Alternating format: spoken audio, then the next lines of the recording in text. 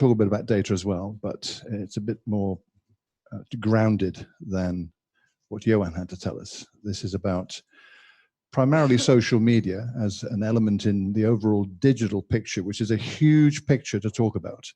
And today the focus is on a particular element of it, which is social media.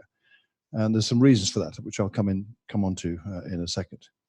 So the word to keep in your mind is marketing, because this is a tool that will help us achieve the goals that we've established. Social media can support what we're doing in that regard. So I'm going to talk a bit about that. I may ask some of you here for some input on what I have to say. We might have time at the end for some questions, but I've got a little teeny weeny exercise or task I want to ask you to do as we get towards the end. So it helps to pay attention to what's going on today. So basically, this is a repeat of what Nick had in the description that he sent you all. That's on the website as well. But we're going to look at brand, which is consistent voice, how we present ourselves online, why it's a good thing. And we'll talk about that a bit. Goal setting, promoting events, Facebook groups as an example, and analytics. Something I notice very few people I talk to around the organization use analytics to give them insights into what they're doing and whether it's worth doing it. And social media, the success of social media as a tool to help you is centered on analytics. So that's largely what we're going to be talking about. In my role as Director of Digital Marketing at the Internet Society, I look after the global channel. So I want to set a bit of context for what we're doing globally, why that matters to you in the chapters, and it'll become clearer as we talk through this. So on the screen, you see screenshots of the global Twitter account and the global LinkedIn account. These are the two primary channels we use for the work we do to support things like the action plan and during 2018 campaigns. This year, it's the 4 focus areas that are a different way of talking about the things that we believe in and that we're interested in. So those are 2 of the primary channels. There's also Facebook and Instagram. Facebook is a different animal to LinkedIn, and I'm sure you know some of these things. Instagram is something we don't use a lot, but we have big plans for Instagram this year.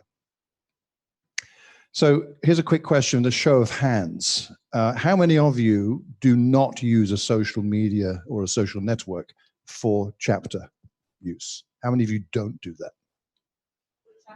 Yeah, for chapter use. So there's a handful of you, less than 5, okay? Would one of you care to say why you don't? What's the reason you don't? As a chapter or yeah, chapter. No, I don't. No, I'm not sure as a chapter. Okay. So anyone who doesn't use it for chapter want to share why not? How about you? Well, for example, I would argue that why don't we use LinkedIn? Because Facebook. You don't use any of these things at the moment? No, we don't use. Right. We use LinkedIn. Oh, you do use LinkedIn? Yeah. Okay, that's cool. So you do use one of these social networks? Yeah, but not Facebook or Instagram. No, that's okay. No, my question was any social network. Yeah, okay, that's fine. So it's a very small number of you, I think is the point, which is good to hear. We'll come back to this topic in a minute. So from a global point of view, much of what we do is also designed to support chapters, and we're trying to do more of that, to communicate information that talks about what is happening in a particular geography that is relevant to a chapter. So it's not just about global messages only of interest in that big picture issue. We do organic and paid messaging, and organic meaning it's for free. You don't pay to publish. Paid messaging is like advertising or promoted messaging. We started doing quite a bit of that recently. All of it with great success, but it costs money promoting particular things. Much of what we do is broadcast messaging. We don't do engagement per se. And that's something I'll come back to in a minute. And all of what we do is really, I suppose, emphasizing what we believe in, emphasizing and highlighting subject matter expertise, and concurrently with that, who the subject matter experts are.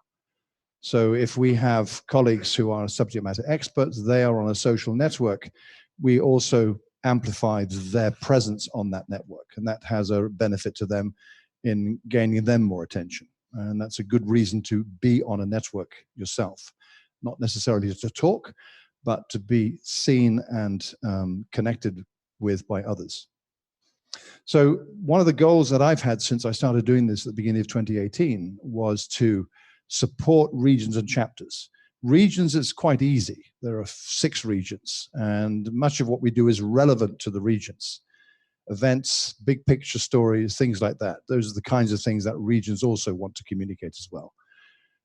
Taking it to that next level, in part of the connected chain, as it were, we want to also extend that out to chapters. And we've had some success in this year, notably in Africa, where we've been doing some interesting things, a combination of global, region, and chapter. That's great. But more practically, there's day-to-day things that we can help chapters with. So events, campaign activity, and storytelling. And storytelling is probably the easiest one that we can get going with. So we talk about these things called social media alignment, which is such an obvious sounding phrase, but it is literally aligning global, region, chapters with consistent messaging. So it's telling our story, if you will, in a similar fashion, but making it relevant for each storyteller. So the big picture things in the action plan that we've all heard about, an event going on, something that happened with a community network in a particular market. That's a relevance to people everywhere in the internet community. So our job partly is to help them tell the story in a way that's relevant to their networks. It's not just repeating a global message, which has often been the case in the past. So I want to see how we can make that even more effective than it currently is. So currently, as I mentioned, we do a lot of message broadcasting. What we're evolving into during 2019 is social media as a huge component of an emerging digital strategy, which we're in the process of developing. A lot of that is centered around brand communication and promoting ourselves as a single entity, being consistent in our messaging so people pay attention to us wherever we tell the story and recognize it is us, rather than the fragmented picture that is current. And communication plays a big part of that. We're looking at using our channels much more intelligently. So we're segmenting our channels rather than sending out the same message across all the channels. We're able to understand the different audiences on LinkedIn compared to Twitter, compared to Facebook, in particular, those 3. We're looking at identifying influential voices in a way we've never done before. And analytics plays a huge role in that. Understanding who are the people we should be paying attention to on these social networks and what we want to do when we've identified who they are. What do we want to do? Do we want to contact them? Do we want to connect with them? What do we want to do? So we've never done this before. And this is beginning to emerge into a clear plan, particularly in some of the developed countries where it's easier to identify influential voices. So expect to hear more about that in 2019, because we will learn things about people that give us greater opportunities to be more precise in who we're communicating with. And that can definitely have benefits for chapters. And then engagement. We want to actually start doing that. After all, if you think of social media, the key word is social. And we want to connect with people in ways that engages with them and have this fabulous mythical conversation we keep hearing about. Join the conversation online. And that requires talking to people online. And we don't really do that. That needs a bit of an infrastructure to do it. Who will be the communicators at our end? Not the folks who are running the Twitter channel, probably. It needs to be the subject matter experts. So there's a bit of work to do that. So our goals are clear in alignment: global region chapters, understanding audience makeup, greater cohesiveness in what we're doing, building up the presence of the regions and the chapters so it becomes more effective for you all to get involved in some of these activities where I recognize some of you will feel it's not worth the effort right now because you don't see the value. Some of you already do, so it's a mixed picture, which is great, good starting point. But it's not just about the channels I've mentioned. Those are the ones that are common use everywhere. But this is the great thing about social and the way we think about social media. It's really what works where you are. So if LinkedIn and Twitter in particular just are not channels your audiences will use, instead you're using WhatsApp, for instance, that's great. So we'll work with you to see how we can make that work better for you in terms of the alignment I'm talking about. And I know our friends in Kazakhstan have a good example, right, of WhatsApp. Do you want to tell us a bit about? Is there a microphone so we can tell us a little bit about what you're doing with WhatsApp? In my country, we use WhatsApp for everything. We create group for each our project, and we discuss. We can work faster. We can share news, photos, and anything. I think easier than email, because I don't check my email every day, even every day, maybe 1 week. I don't use LinkedIn. I have LinkedIn, but I never check it. Another. Now I create a group. If you want, I can share a link for. Okay, we can. My chapter from Kyrgyzstan asked me take a photo, but my camera crashed, and I don't like selfie and another things. If you can you share me your photos and another things, because we need something post on our Facebook chapter sites. I don't know. I even don't use Facebook. Perfect. Yeah, no, thank you. That's excellent. So that's a good example of making use of a channel that works perfectly for what they're doing. It may not work in Belgium or in Northern England or somewhere like that. That's fine. So you need to not think about the rigidity of, well, with LinkedIn and Facebook and so forth, if something like WhatsApp is what you need. So this is, to me, the importance of being able to discuss this the way we are, is open-minded thinking about how you want to connect with people. You have a question? Yep. Yep, we need a microphone. Yeah, I meant to mention, by the way, butt in with questions if you have questions.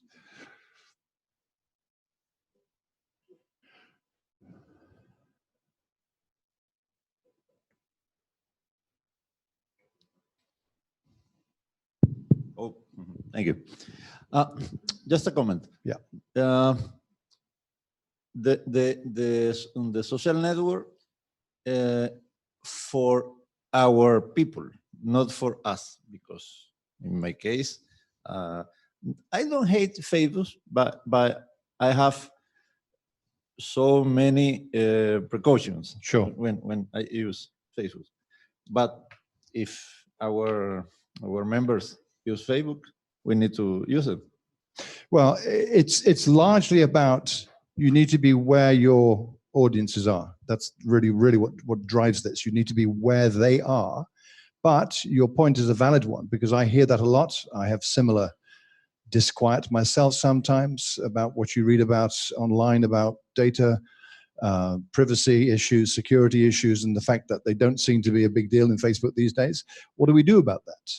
That's a bigger discussion. In the meantime, the way we're using a tool like Facebook, for instance, we're not bad guys. We look after people's data. We do not do the things that others talk about. We do not do stuff like that.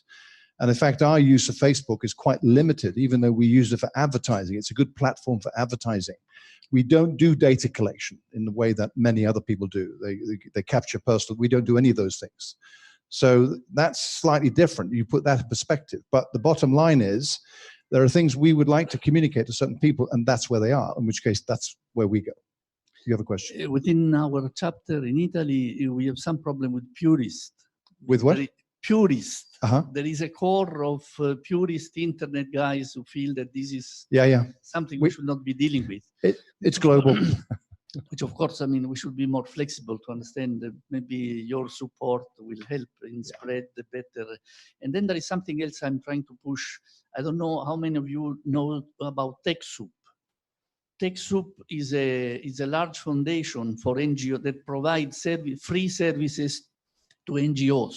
Right. And when you mentioned the cost of advertising.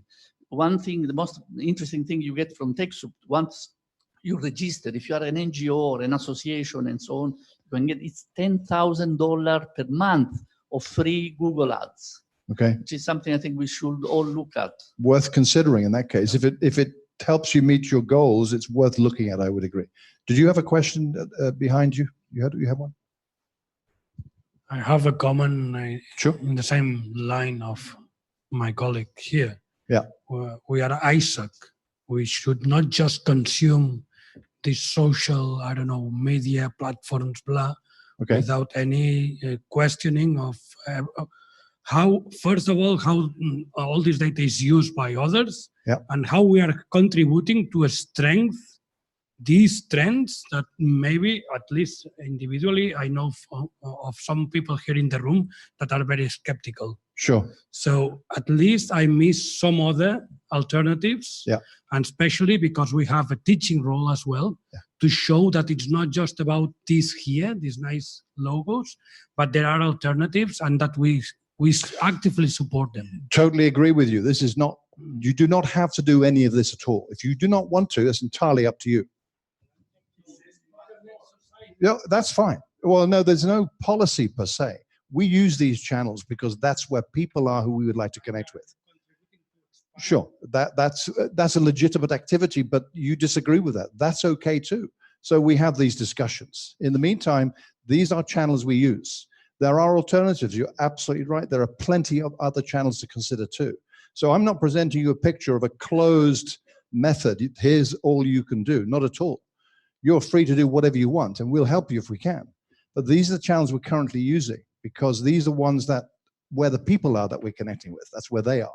If they all move to some other place, we'd go there too. It could well be that those are areas we might explore as well. But this is, you're right, this is a contentious topic to many. There are colleagues that I talk to within the internet side who don't agree with some of the ideas that we're proposing now, that are a little bit new. We use the word marketing now, and that has discomfort for some.